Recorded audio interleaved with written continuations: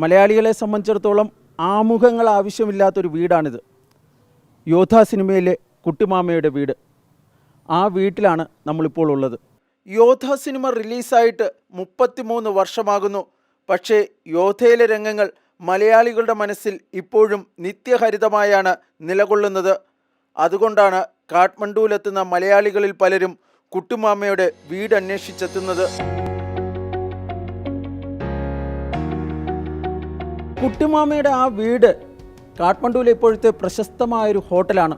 അതുകൊണ്ട് തന്നെ ഇത്തവണ കാഠ്മണ്ഡുവിലെത്തിയപ്പോൾ താമസിക്കാൻ കുട്ടിമാമയുടെ ആ പഴയ വീട്ടിൽ ഞങ്ങൾക്ക് സൗകര്യമുണ്ടായി എന്നതാണ്. യോദ്ധയുടെ ചിത്രീകരണ സമയത്ത് ഇതൊരു ഹോട്ടലായിരുന്നു.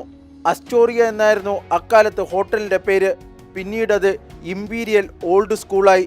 കുട്ടിമാമയുടെ പഴയ വീട് ഇപ്പോൾ സമ്പാഡ ഗാർഡൻ ഹോട്ടലാണ്. പക്ഷേ കുട്ടിമാമയുടെ പഴയ ആ വീടിന് കാര്യമായ മാറ്റങ്ങളൊന്നും ഉണ്ടായിട്ടില്ല.